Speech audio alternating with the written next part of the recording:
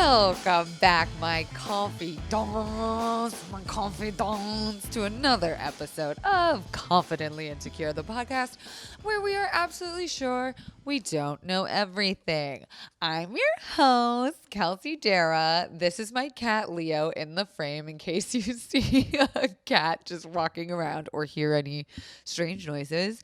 And before I introduce my lovely, hilarious, gorgeous guest, I want to put out all the trigger warnings for this episode. We will be talking about suicide, depression, mental institutions, just if you're not feeling super right in your head, maybe skip this episode. I don't know. Only you know your limits, BB. But I can promise you that we are open and honest, and it's going to be a fun conversation. It's going to be amazing. Much fun as you can have with the topic of suicide. Yeah. I want to introduce my guest for this week, SYD WILDER. Hi. You are an amazing comic, Insta-ho, fellow boss bitch, female podcast host of Girl Interrupted, which is funny because I'm assuming that's after Girl Interrupted, which is a movie about lesbians in a mental institution. Yeah, because it was a psych ward.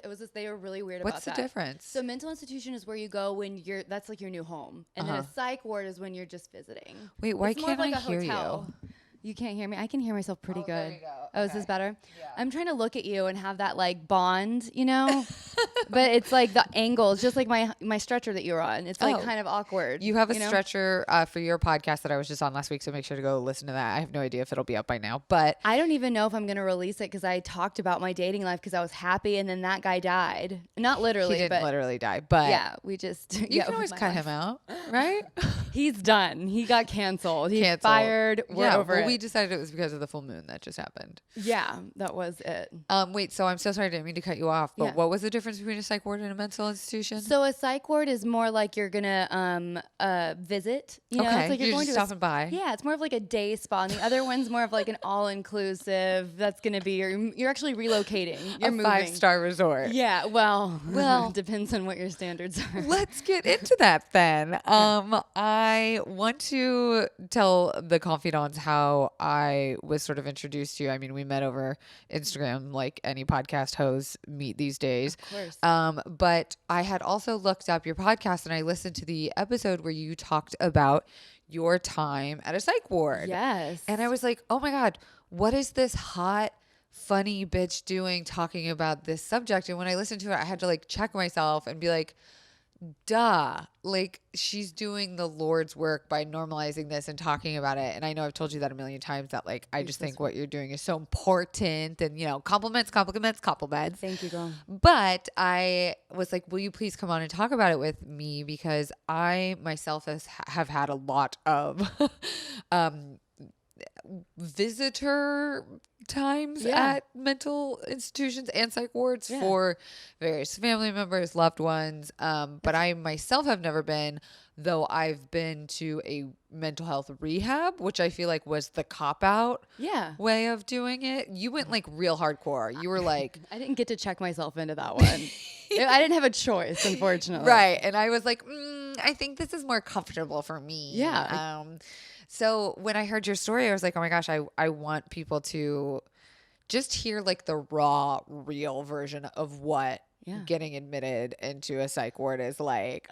You were there 72 hours, 3 days. I was. Which is actually quite short for... Yeah, they tried to. So the reason I went in there is because I did a lot of drugs that I shouldn't have done. And I had 6 shots of vodka on an empty stomach. Love found that. out so it was in a marriage that didn't work out. I was going to say, I don't know how much you want to talk about, but like feel free. I talk all about it. So it wasn't just like, oh, whoopsie, like I sneezed and then I ended up there. It was like a lot of different life events that happened and tragedies. So I was married. I found out my husband was cheating on me with multiple people, and that was really hard for me to take. And I'm divorced now, but at the time I kept getting sick. That's life altering. Yeah, well, because I mean, my stepfather, I got married really fast within 4 months of knowing someone, which is really stupid. My parents did 3 months. Well, yeah, but like, yeah, no. For our generation, you should have done better. I mean, I know. And then not only that, he was 57. I was only 23. Oh, go figure. Anything to do with daddy issues or? Totally daddy Got issues, it. 100%. But I was going through a lot of trauma at the time. So my stepfather just killed himself 3 weeks before that. My grandfather just died. Wow. And then my ex-boyfriend, who's also dead. Canceled or dead. He literally died. Oh, fuck. Yeah. We broke up. I like was on and off with him since I was like 17. He was like the love of my life. Yeah. So I was like, he couldn't keep his dick in his pants. So I was like, you know what? I'm just going to get married. It was the first guy that was nice to me. So I rushed into that. And then I found all the cheating out, but I kept getting sick with bacterial infections, my obviously pussy. Yeah. And then ultimately I got cancer. I found out right after I got divorced I filed for divorce. How old at this point? I'm 25. When you get pussy cancer. Pussy cancer. Yeah, there's nothing like an Instagram model of pussy cancer. So I love that you have such a positive, like, we need more bitches like you talking about shit like this. I know. I feel like I finally met like a fellow insane right person that is also successful in doing things but still fucked up. Exactly. And that's honest. I feel like it's much more I don't know, attractive to me to find someone who you know what crazy they are. Yes. Instead of it just creeping up on you, like we're open about it, like right. there's no surprises. I can't keep my mouth shut. I couldn't be quiet about this if I tried. Right. Totally. So you get vagina cancer. Is it cervical? Is it cervical cancer? Okay. Yeah. So I had the surgery, and then because thank God I didn't have to do chemo or radiation. I ended up having 2, but at the time I went back to my ex-boyfriend. I was dating him. I'd already filed for divorce. I already moved out and everything. Yeah. I got nothing, by the way, in my divorce. If the audience that cares. does matter. Yeah, and not even my attorney's We're fees. not here to take shit. Yeah, it was like I'm not even an Anna Nicole, like I'm like the worst Anna Nicole Smith. You know what I mean? Like it was embarrassing. Like yeah. You were like, you gave me pussy cancer. That's all I got. Wow, and it was because of his cheating. Yes. That you were getting infections. Yes. And so my pussy turned into the Grinch. It was always mean and green and angry at everything. I was on antibiotics for like the majority of my marriage, and I was like, I didn't know I was wrong. So anyway, so when I left, I got back because I couldn't be alone because I kind of had some codependency issues. Obviously, you've been through some shit. So my ex-boyfriend, I got back with him for a little bit, and he ended up cheating on me. And I knew him before I was with my ex-husband. I found he was cheating me with my sister. I picked the best guys, and then he was also like married with 4 kids, which I didn't know the entire 7 years I knew this motherfucker. God. Yeah. So that was hard for me to take in. So just a little bit, I would imagine. And I was taking my sister out for her birthday, and I found out my sister was kissing the porn star that my ex-husband was cheating with me on at the AVN Awards. That is so much information. All at once. So I found all of this out at night, and I'm still taking her out for her birthday, okay? Right. So all this transpired at Yamashiro in Hollywood, if you guys. Ooh, I love that place. They have really good food. Yeah. It's totally haunted.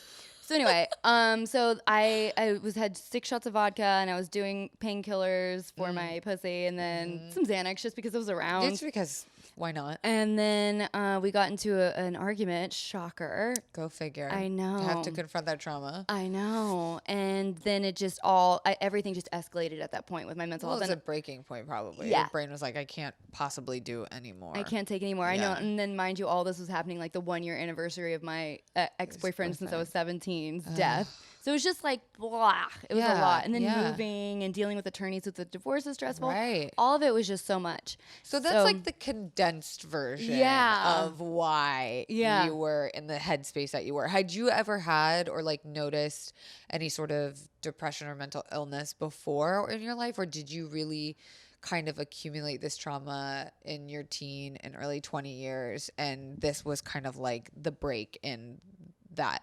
That's a lot to pack in with that I'm taking over here. So I've never been the type of person to say I'm depressed. Sure. I've always just been like, you know what? I'm going to pray about it, and I'm going to work on myself, and I'm going to just keep going. I'll cry. Sure. And then some days I'll get angry, but I'm not the type of person, and I was just talking to my mom about this on the drive over here.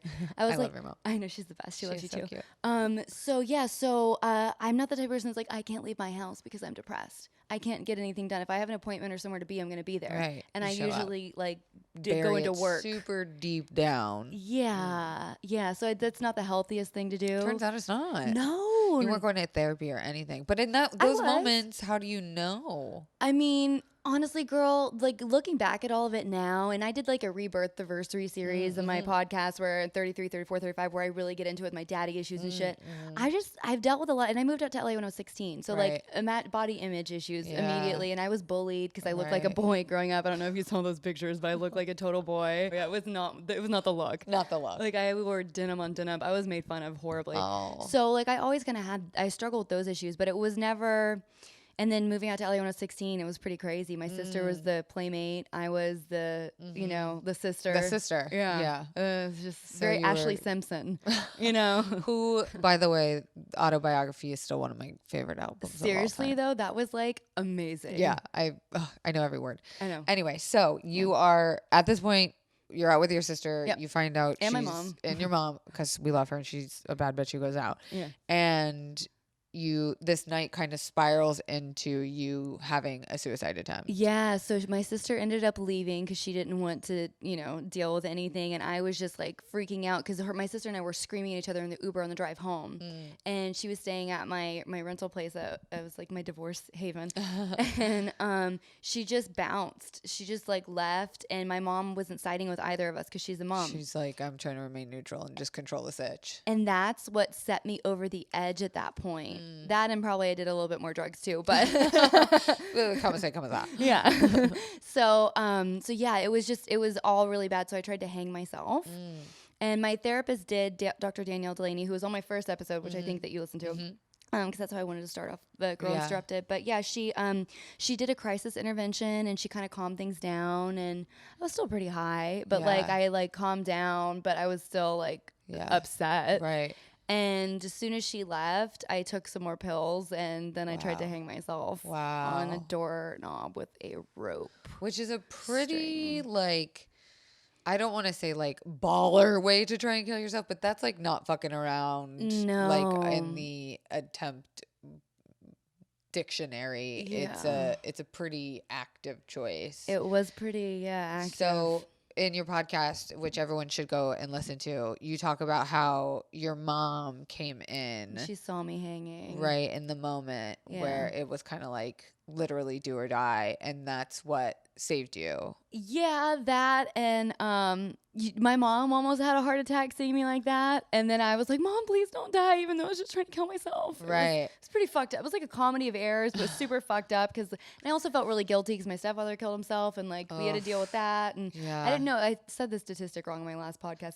You're 65% more likely to commit suicide if you've experienced that by a friend or a close family member. Wow. So. It makes a lot of sense. Yeah. And I think like too, I mean, I can understand a lot of people who attempt and are successful with suicide because of the idea of just wanting pain to stop. Yeah. Not necessarily like you're not thinking about like the aftermath of it or whether you will be successful or not. It's more about just the ending of the pain. Yeah. And like who wouldn't want to stop all of the trauma that you're talking about? Like who would want to live and have to deal with that? That doesn't sound like a fucking walk in the park. It's it was like a lot, and no one should do any drugs when they're going through that. And also, I don't know if you have ever had to experience this before, but I was with a narcissistic sociopath. That's who I married. Oh, right. So they being with a narcissist fucks your world up. Yeah.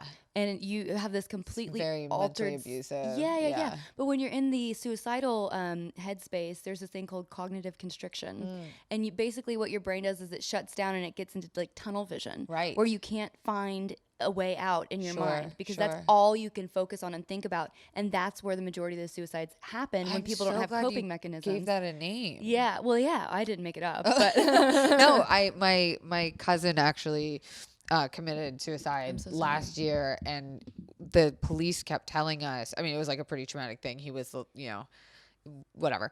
And the police kept telling us he wasn't him when he did it. Right. And I'm like, what the fuck are you talking about? And they're like, once your brain goes into that mode of like, I've decided that I'm going to do this, unless someone is physically there to take whatever weapon or choice of ending your life out of your hands, it's you go into that tunnel vision you talk about. You do. And then some other doctors call it, like, you know, when you have a toothache and that's all you can focus on is the pain. Yeah. But you know it'll subside. It's just going to take some time. But at that moment, that's all you can think about. That's exactly what mentally people that are suicidal go through. Right. That's what cognitive constriction feels like. Wow. So that's an incredible name.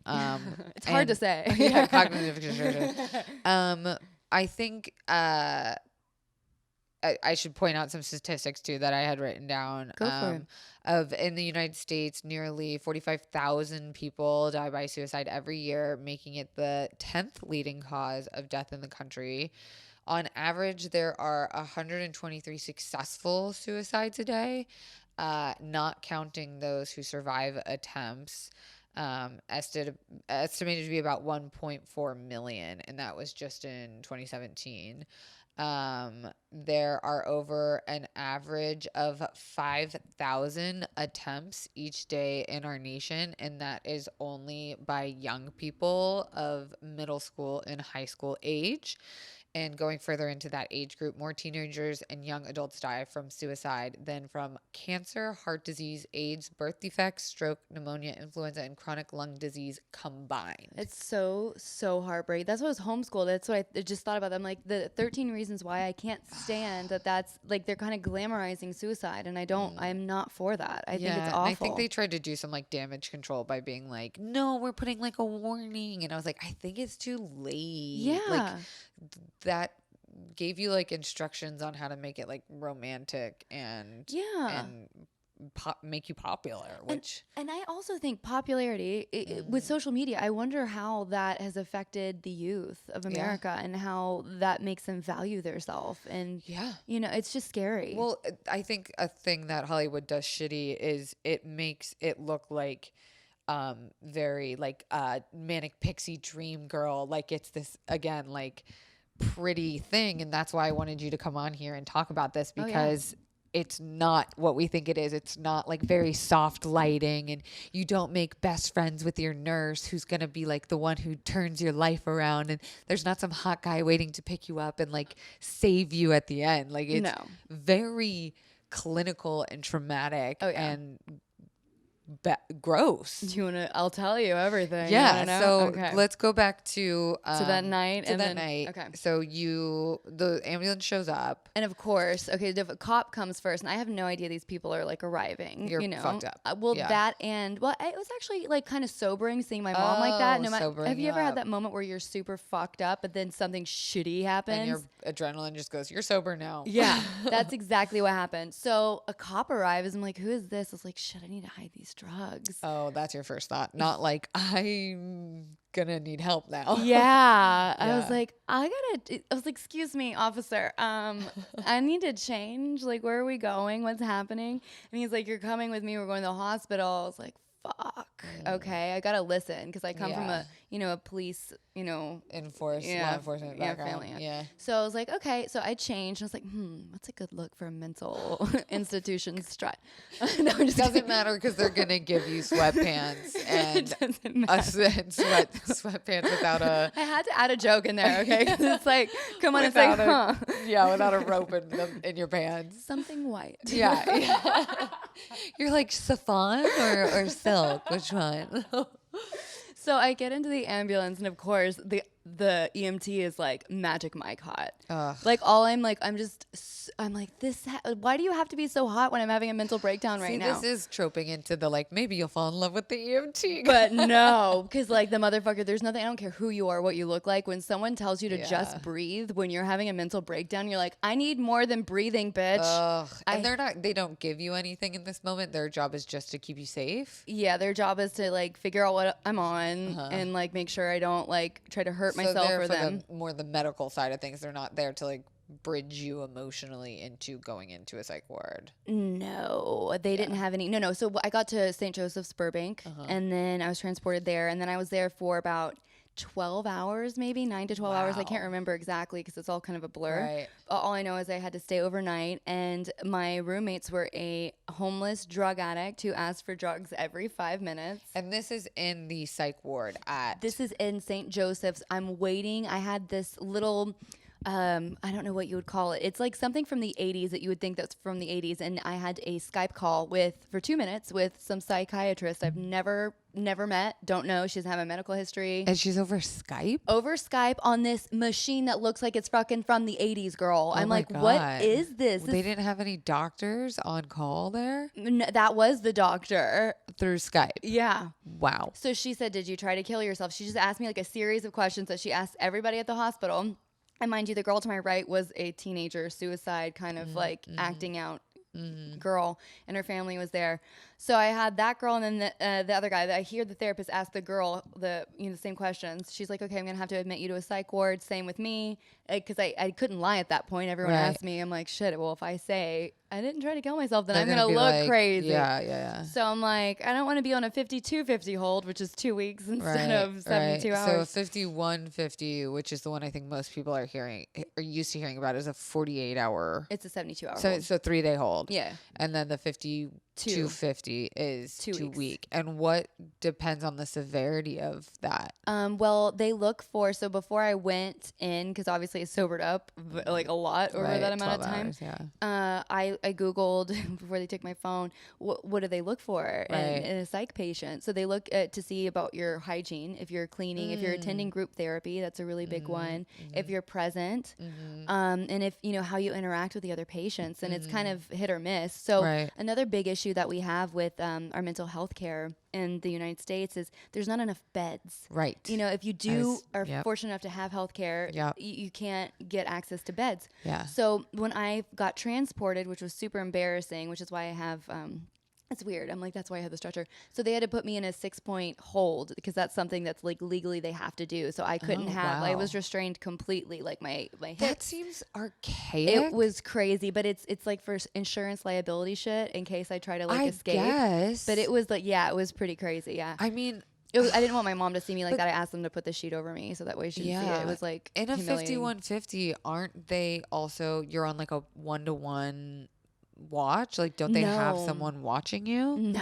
That's called something else then, huh? That's a isolation. 1-to-1 or something. It's not necessarily isolation as much as it like just someone doesn't leave your side. That kind of happens more, I feel like, in rehab when you're on suicide watch. I don't think that happens when you're in a suicidal facility. No one really cares if you're going to kill yourself. No, I had to drop off a family member once, and they like had some young girls, like, nurse or something, sit with us, and I was like, so are you here to like interview or what? And she's like, no, I'm on the 1-to-1 watch. Oh, I think those are like nursing students, or like they're trying to get their nursing degree, that they come and they observe you, but there was no 1-to-1. You're still with all the other she patients. was like, her job was to sit with us and make sure, because they didn't restrain them at all. And it was funny in your podcast how you talked about the girls that in the ambulance who had recognized you. Oh God, that was so embarrassing. We were like sitting there for so long waiting for a bed, exactly what you're talking about, that the girl was like, so this is awkward. We've actually met before. And I was like, dude, what kind of privacy laws do you have here? They don't care. Yeah, and I feel like that also depends on where you go, right? And also, like, let's be honest, your race and ethnicity and your insurance information. When we were at that facility, we saw someone come in who was like transient or homeless, and the guy was saying like, I want to kill myself. I'm not right. Like, I have mental health issues. And we saw them turn that person away because they didn't have insurance. Yeah. And, we're coming in white, clean, and with a history of mental illness, and they're like, we'll take you right upstairs and you'll get the last bed and we'll take your money, and we know that we will be able to, help you. And I'm not trying to that's so interesting. I had the opposite experience. Really? I think they loved punishing me, and it was more of a power trip for them to put me, a white girl, like locked away at the worst one. I didn't get to go to UCLA. I didn't get to go to any of the nice one. I was in fucking Rosemead, California. Do you know where that is? Yeah, north. It's disgusting. Yeah. And that's the other thing is like, And they didn't where have you beds for me too when are. I was there. They put me in the wrong unit. They put me in the unit with the homeless people, with the Bloods and the Crips, with my 2 roommates. One was like the girl from The Ring. Like literally like people that were there for, they're going to be there for a lot longer than 5250 hold. Yeah, I was They didn't gonna put me in the right unit because there was no beds. Right. I was gonna ask like the difference too between getting admitted for something like if someone has a history of, let's say, like schizophrenia or bipolar or a severe depression, and they're kind of like, oh, here's old what's her name coming in for her like come down, and or like, oh, here's a teen who's quote unquote acting out or looking for attention, like, okay, we'll put her through the system, versus like someone, this is not something you've never experienced before, Yeah. and so they're not sure like all you can say is like, here's my trauma. They don't and care. they have to like pull the Rubik's Cube out and like figure out how to handle you, versus you were just another number in the cattle for them. Literally. So what you're talking about is when you actually have time with a therapist. You get there, you check in with the nurse, and I said this in my podcast. It's like I looked at everyone in the eye and I said hellos because I didn't want them to think I was fucking afraid of them. Yeah. I did not want to give off that vibe. Yeah. So the nurse is like, stop doing that. You're gonna get raped. So they check you in. The nurse gets your vitals and you get on a scale, and that's when they told me that. Then I met the doctor, and he was like just about to leave. I was only with the doctor for 3 minutes, and that was it. That's it. So it's like more like keep your head down, don't say anything, don't be noticed, follow the rules. You want to follow the rules, but you also want to be in the group, like I said, and like, make sure you shower and take care of yourself. But the head nurse there, I mean, I wouldn't doubt that she fucks them. Like, she was seriously like someone from Orange is the New Black. Like, she was like awful, and she totally loved all the male patients there, like especially the gang members. She was all about that. My medication got stolen, by the way, in the transport. That's the type of bitches that you're dealing with. So I think it really does like depend on also what kind of mental health care facility that you get. And you don't have a choice. You don't. You're thinking of all these things like, how do I get out of here as fast as I can? Meanwhile, you've just had all this trauma and your brain, explode with emotion, and you're not really able to focus on yourself. You're more so focusing on like, how can I get out of here? How can I get out of here? Because it's awful. And I was re-traumatized too because I've been raped. Like, I was like, it was so scary for me. And you don't feel safe there. Oh no, it was awful. But at the same time, when I got transferred, so like they had a lot of newscasters and stuff in Unit 1. So that was more like One Flew Over the Cuckoo's Nest. And then when I got transferred where the suicidal eating disorder people were, where I was supposed to be the whole time, the Kardashians were on, and it was nice. And I felt like, okay, good. You're like, I recognize this vibe. Yeah, because in Unit 1, there was just like the newscasters, and those poor girls didn't realize that they were like porn stars for all the guys there. So when I got to Unit 2, I felt a little bit more safe, a lot more safe. And the help that you got, there was not as many disruptions in the group therapy. Right. And, I really I got a lot out of the therapy techniques that I was taught. Right. And the coping mechanisms. So I enjoyed that. It was kind of like being in school. Like, I felt like I was like in psychology. And then the stories are so raw. When did you get switched over units? A day. I was there for 24 hours. So you're like in hell for 24 hours with like gang members and very sick people who are also not getting adequate care and are not being paid attention to. And, I've seen places where the nurses have told me that a lot of time prisoners will, fake mental illness or suicide attempt to get out of the prison to go to psych ward, and they're put in with general population on like, yep. It just seems like kind of a mess. Like I haven't heard someone be like, this was a great 3 days for me. I really decompressed and really learned a lot, but at least you were able to get into the right unit with people more similar to your mindset and age and experience. Yeah. And it just, there was a lot of healing that took place that I did. Like, a lot of the people there just wanted drugs and to stay. And some people in their minds, they think it's like a spa, because they're a little, Well, you get to disappear for 3 days. To them, I think they like it. And I did, that wasn't my thing, and to each his own, but I just really did enjoy not having cell phones, not having to care about any social media bullshit, not thinking about who's calling, blah, blah, blah, blah, blah. It was just nice to like go, fuck, Sid, like, what do you want out of your life? Like, how did you end up here, bitch? Yeah. Like, what happened? Yeah. And so there was this really great technique that I would love to share with your Yes, listeners. absolutely. Okay. So I'm dyslexic, so I mess it up a little bit in how I heard the coping mechanism. So what you do is you use both your hands. It's a writing technique. So whatever trauma happened to you, let's say mine is obviously like with my dad. Right. So when I was 5 years old, my dad, kind of left, and my parents divorced, and that was really traumatic for our family. Right. So I take my right hand and I respond as my 5-year-old self to my dad. And I'm like, Daddy, it's okay that you left. We love you. Mommy and my sisters are going to make it, blah, blah, blah. And then with my left hand, I write as my dad leaving. And that year, so 1995, I write, sorry, Sydney, I have to leave, blah, blah, blah. And so it really works both sides of your brain. And it really, like, when you look at it, you see the patterns. So I think we were talking about this on my podcast. It's like tactical. You can see it. When you see your words and your thoughts and your feelings on paper and you get it out of your body, it really helps. It really helped me. It was a really great exercise for me. So I like that idea too of just some sort of technique you were given in that facility, because I've seen the schedules of places like that of you wake up. Let's talk maybe a little bit about that. Like, how is the day structured there when you went? So you wake up, you have group. It's not really group. It's more of like homeroom. You know what I mean? You have. And now, are you waking up at a specific time? Like when I went to rehab, they were like, "You're up at 7 a.m., bitch. I don't care how tired you are." And I was like, "Oh." Yeah, I know. I did that for 3 days too, and I was like, "No, thank you." I think it's 8 or 9. I can't remember exactly what time, but it was early in the morning. And then we did that, and then we'd have like a 15-minute break where you could go out and smoke or do whatever. And people who don't even smoke pick up smoking in places like this. Because you're like, I just want to get outside. Hell yeah. I was like, okay, sign me up. And I was like, I don't care if I just had cancer surgery.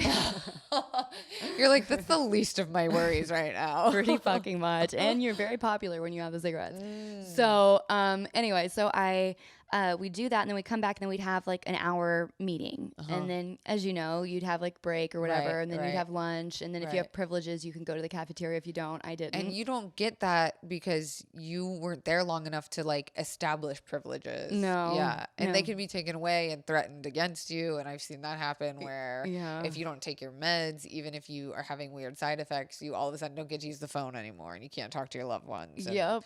And mind you, the first day I had no medications, nothing, coming off of all these drugs. So did they give you meds? Not till over 24 hours into it. And was it something like, you're taking this or you have the option to, like, did you know your patient rights? Yeah, I did. I read them. They gave me the manual as soon as I got there. But as soon as I got there, I was a little overwhelmed because they had to tranquilize someone for trying to escape. It was a lot. Yeah. Well, so I think that's interesting too. Again, like going back to someone who walks in with a mental illness or like a disorder being like, this is what I am. This is what's happening to me. Like, I need a safe place to be. And versus someone who's like, you don't know me. We've never met. Like, I don't have a name for what I'm going through. I just am going through it and I need you to help me. Yeah. And them having to like, it just seems kind of crazy to put someone on meds after 24 hours of knowing someone and Skyping with a psychiatrist for 3 minutes. Yeah, well, I gave him, I've been on Adderall my entire adult life, and I was on Ritalin before it was Adderall. So I told them that, and I took a sleeping pill, and so I told them that. At that time, I did Xanax, so I was like, I did Xanax, but I've never touched Xanax after that experience because, yeah, I can't ever touch a Xanax. I just can't. I like, ugh. Yeah. So that's no offense if anyone does it. If that works for you, whatever good. works for you. Not I judging. think it's something that like it's worth talking about, like the sharp edges of this stuff, because we don't know how having casual conversations about suicide can impact people in a positive way. I think it's so. How do I say this? If I can live with the thoughts of dying or like suicidal ideation, I feel like I should have other people and doctors can live with the discomfort of knowing about it. Yeah. You know, like I think having this casual conversation about like, hey, meds were not like Xanax was not your thing. No, and it's just like not every skin product is going to work for your skin. Right, you know what I mean? Right. I'm breaking out so bad, by the way. Oh, me too. It's so bad. Anyways, back to your thing. So a little bit more about the structure. Yeah. Can you at any point change your mind? can you be like, I don't want to do this anymore? No, not when you're involuntarily committed. And so what's the difference, would you say? If you attempt suicide, are you involuntarily committed? If you're called out by your therapist, which Dr. Danielle Delaney did that to me. So, yeah. But you're glad? Oh, yeah. No, I'm very happy. If I didn't have that experience, because I did everything I could when I was at Burbank for those 12 hours with my mother, and I was humiliated and felt horrible and guilty. And I was like, what the fuck? Why did you do this, Sydney? Yeah. You know, I was coming down off of drugs, you know, and like, I mean, it wasn't because I wasn't having like a horrible come down. I was just like, fuck, Sid. Like, how did you think do you this? would have done that without the drugs? Absolutely not. Absolutely not. But I think something had to happen because if it did, I don't know what would have happened if I didn't have that experience. And so in a way, it altered the course of your life for the better. The rest of my life, I'll always have that will be like my rock bottom, and I will never get back to that place. I have vowed to myself I'll never get back to that place. Yeah, I remember when we went to go visit one of my family members. We had never been to a psych ward before, and my dad walked in and was like, we are taking them out today, like to the head doctor. And the doctor was like, well, no, you know, the protocol here is we can't. And my dad was like, today. Yeah. We're taking them out. Yeah. And like we were looking at different facilities and you had to have like a transfer set up. And if you wanted to go into a private facility, it costs like $28,000 to transfer them on an airplane if you want them to like fly out of state, or like, you know, it's an ambulance fee if you want to transfer them from one psych ward to an inpatient facility or like a residential treatment center. Like,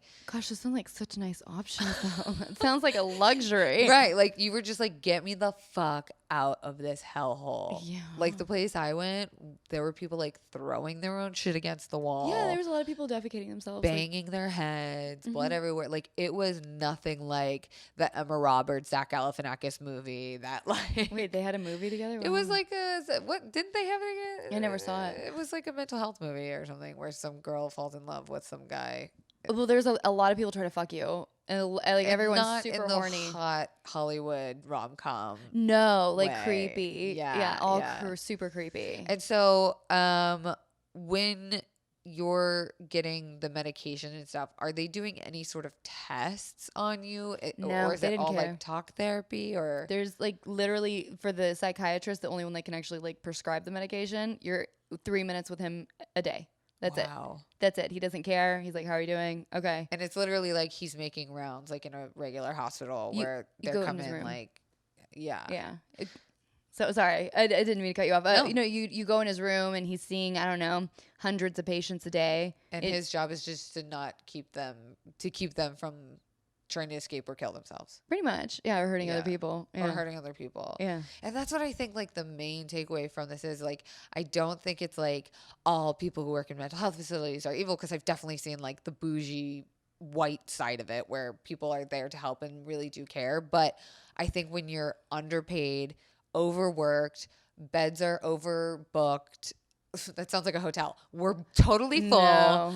No. Your job as a mental health professional in that caretaker situation is to keep people from being violent, escaping, or killing themselves. Yeah. And you don't care about, oh, well, how are you actually feeling? There's some good people there, and then there's some really awful people. There's some people that love to take the power. Yeah, and then there's some people that really genuinely do care, and they put in the work. Yeah. So, I mean, it was a mixed bag, but the doctors are definitely not the people that are going to be asking you how you feel and give a fuck. It's so impersonal. It is. Like with your therapist, you have established a repertoire. You know your triggers. Yeah. And in a situation like that, there's no personal touch, bedside manner. No, absolutely not. They could care less. And also, it all depends on your state of mind. So when you're in the groups, do you care? Are you sitting and stewing and, you know, thinking about all the things that you could be doing and you're mad that you're there? Or do you have an open mind and you're like, you know what? Yeah, no, I fucked up. That's like why I'm here. So I might as well make the best of it. I'm not going to get out. You were talking about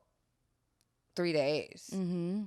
Are you excited to get out? Are you still trying to get out at that point? Are you like, I need to get the fuck out of here and go straight to my therapist? Are you like, I need to see my mom? Oh no, my mom came to visit me and it was so hard because she didn't want me, because I was going through a really nasty divorce. Right. She didn't want me to tell my ex. that I, because he could use that against me. And of course I did, because I was an idiot, and I, I had to break my own heart leaving him. It sounds awful, but I had like Stockholm syndrome being with him, because I was so used to the abuse. It's abuse, yeah. Yeah, so I was like, but I love, in my mind. So it was really hard for me to detach and break away from that. And then when I was in there, that was the biggest blessing, is like I got out and I wanted nothing to do with him. After going through 3 days of fucking hell, you think I'm going to put up with any of that shit again? Hell fucking no. Because you saw what rock bottom Yeah, and like. it was because I allowed men to get the best of my heart and my feelings, and I gave them my power instead of owning my power and keeping my power and my self-respect and my self-love. I didn't have any of that then. Well, it's also interesting that like going to one of these facilities is really the removal of power. Like you have no self-advocacy, you have no rights there, and so when you get out, you're like, I'm never letting this shit fucking happen ever again. Yeah. So what did you wear? Like, what did they give you when you check in?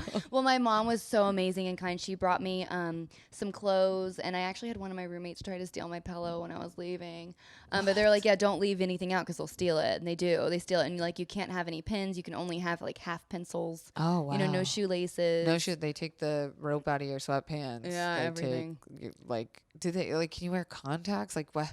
I'm just thinking of other stuff like glasses. Like any like products that I had that I brought with me, I had to put them in contraband. Oh, it sounds. Oh, okay. All right, girl. Gosh, you like gotta get the sweet spot. Well, I hear how loud I am, and I'm worried. Oh my gosh, no. Why are you so worried? Because it sounds so good to me. Okay. You're so funny. I don't even pay attention to this shit when I'm doing a podcast. This is like a more intense episode, but I'm glad we're doing it. Oh my gosh, is it that intense? I try to like bring levity to it. Like to me, it's not, because I've been through this. I know so many times, and like you have such a personal connection to it that I'm like, I just want this to be known. Yeah. Yeah. It's not that great of an experience. And like, how do we cope with fucked up shit? We joke about it. Like we are able to make light of it because we're allowed to and we can. Yeah. And also like I'm serious about my self-love and my process. And I wouldn't be, if I wasn't ready to talk about it, I wouldn't talk about it. Fucking bless. Yeah. So, and I'm happy that I'm still alive. There's not a lot of people that can say that they've attempted suicide, and that even when first of all say that, and then say that they're also a survivor of that.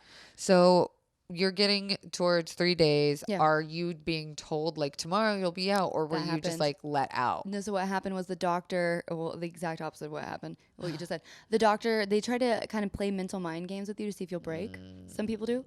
And particularly the psychiatrist wanted to fuck with me to see like how I would respond. He's like, well, we'll see. If I think the nurses were saying that you're going to stay, maybe you need to stay a couple extra days. And the nurses weren't doing shit. And the nurses are the one who are spending like way more time around you, but not necessarily with you. But like she was awful to me. And she's the one that was like talking shit when I was fine. I literally followed every single protocol. And my roommates were like, are you type A? Yeah, I was, honey, they were like, you shouldn't be here. Why are you here? Yes. Because they're used to seeing like, I'm homeless people quoting way worse cases, or like more severe mental illness, whereas like they could write this off as like an emotional breakdown. That's pretty much what it was.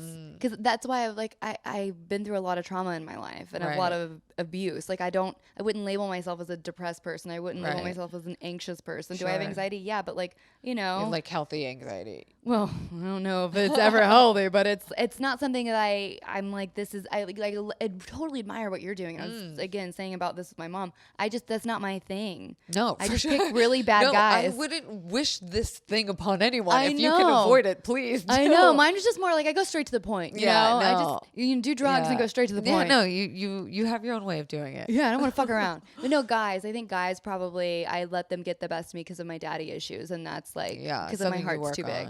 Yeah, I've been very well. I mean, I haven't jumped in another relationship after this. I haven't had kids with anyone. I haven't like gotten remarried after 4 months of knowing someone. 3 years ago. Yeah, my divorce I filed in 2015, and 2016 is when all this happened. August 2016. And then I went to the Late in America premiere, all those red carpet pictures and shit. I was working. I was getting shit done. Nobody knew anything. So let's talk a little bit about discharging. So they were fucking with you. The nurses were saying you need to stay a couple more days. The psychiatrist is like, we'll see. they tell you the day you get out that you're leaving, or they tell you I before? have a funny story about that. So they eventually, so I told my mom what they said, and she was like, "No, we're getting the attorneys involved," because at that point, after you hit the 72-hour mark, you can't have. You can leave. Well, if they have to like make sure that Clear you're you. discharged. Yeah. Right. So and I had to sign a waiver saying that I wasn't allowed to own a gun for 5 years, which I think is ridiculous. I think anyone that's been in a psych ward should never Ever have a gun. Yeah. Yeah. Because that's the main cause of fatalities with suicidal Wow. people.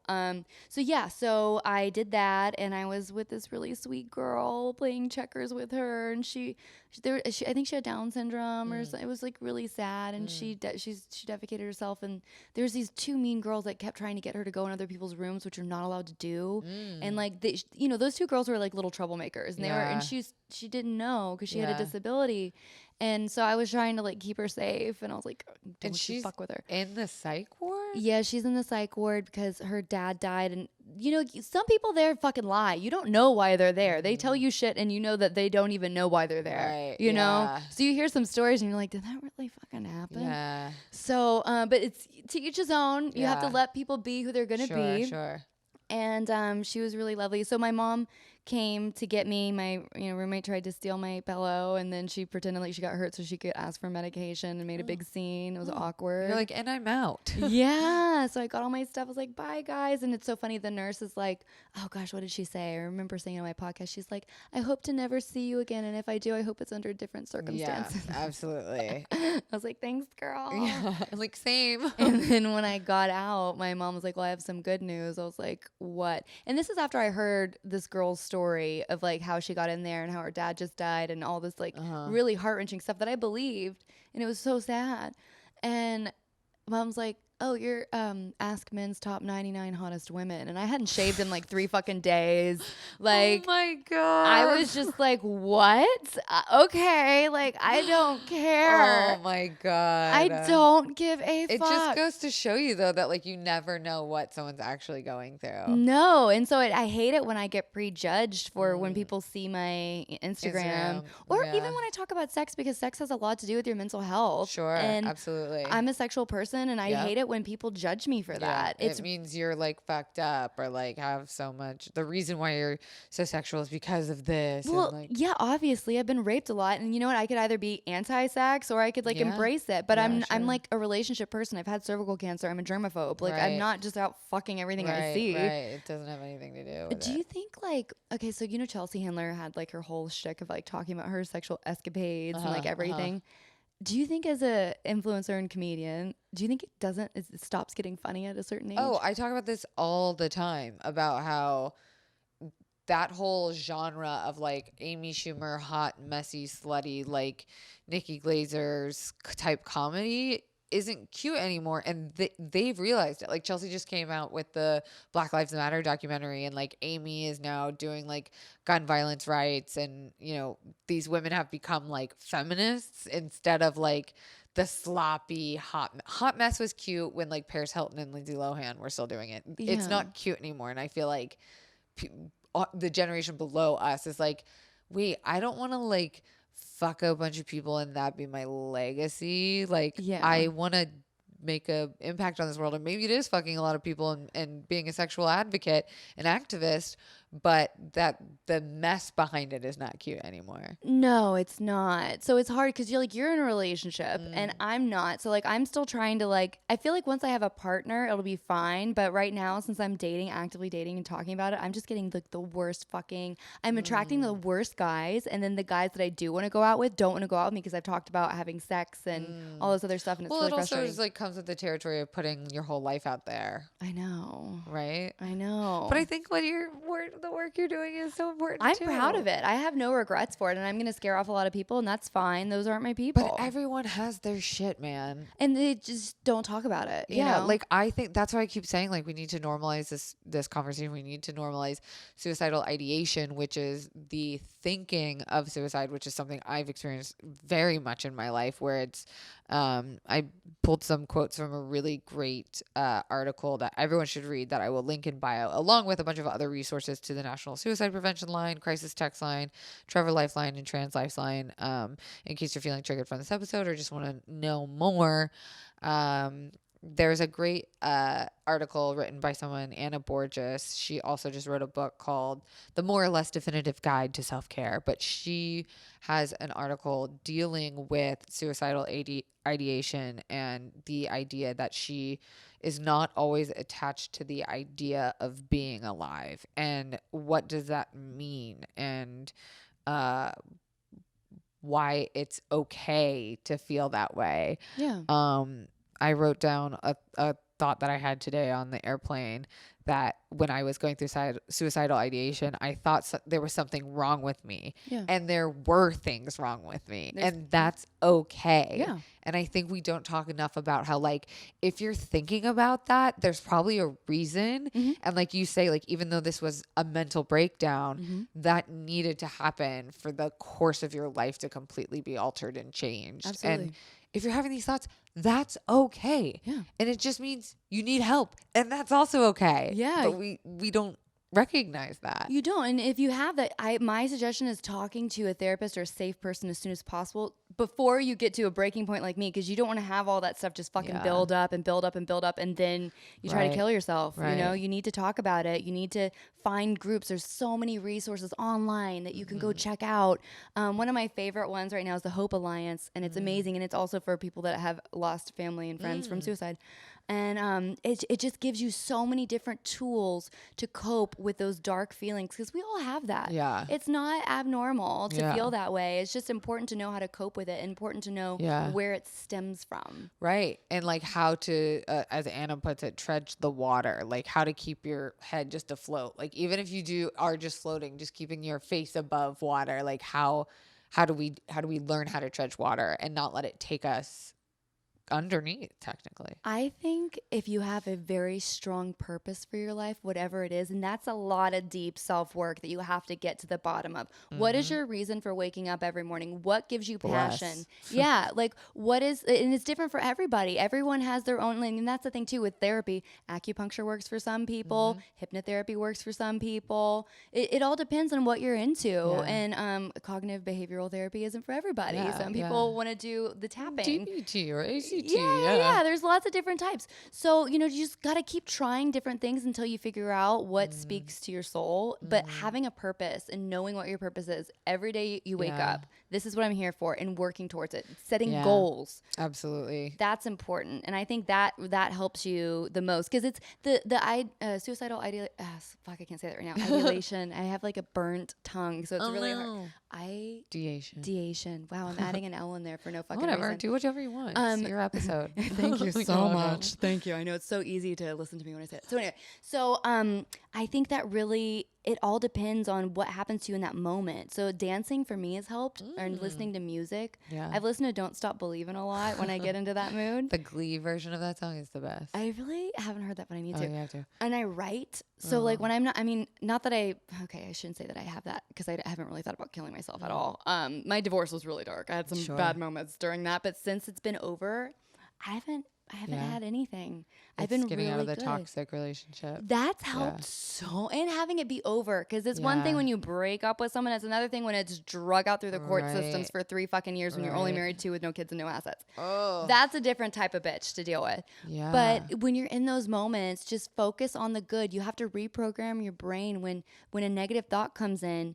Think of something positive immediately, and you can say, okay, I accept you. Thank you for coming. I don't need you. Yeah. And then like replace it with something positive, whatever that is for you. Yeah. And you know, I want to end this episode also mentioning that like, we're not doing this to say like, don't go to a psych ward if you need help, or like, don't check yourself in, don't call like the crisis line.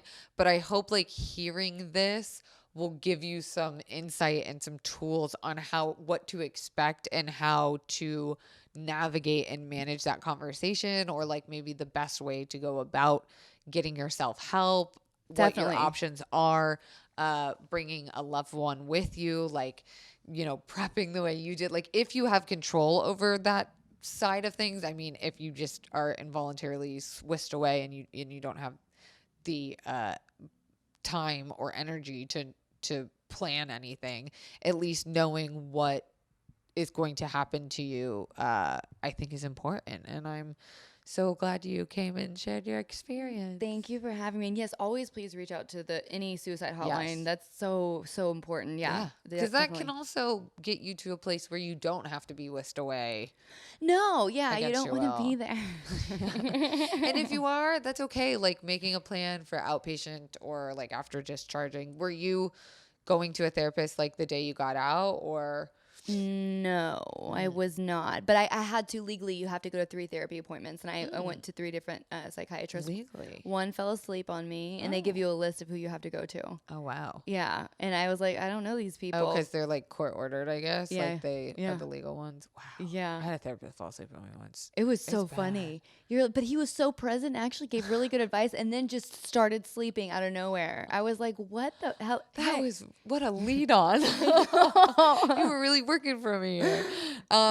Sid Wilder, where can people follow you and listen to more about your experiences in life? Thank you so much for asking. So the first Girl Interrupted episode is with my therapist, Dr. Danielle Delaney, who 5150s me. It was really great to start off the series with that. And then my Rebirth Anniversary series, where I get into all of the deep shit, is episodes, like I said, 33, 34, 35. So please go check that out if you or someone you know is struggling with mental health issues. And I am also on Instagram, Sid Wilder, and Girl Interrupted. Yay. And if you want exclusive episodes, check out my Patreon, please. Girl Interrupted. Link below. Will you give me that link? Yes, bitch. Perfect. I also just wanted to quickly shout out our winner from our giveaway of last week's episode. We have got, drum roll please, at Mom Life Guru. What mom doesn't need a good skincare fridge? So I hope you enjoyed that. Guys, we are doing giveaways all the time over on the social medias at Confidently Pod. Be sure to rate this 5 stars on iTunes. We want to get those reviews up. But if you're not going to leave 5 stars, just please don't, because I'm too sensitive. You can also find us at Twitter at Confidently Pod, and you can email us at confidentlyinsecuropodcast@gmail.com. And make sure you go follow Sid, and you can ask her questions, slide into those DMs. Yeah. And thank you so much for coming. Thank you for having me. Love you. Love you. Bye. Bye.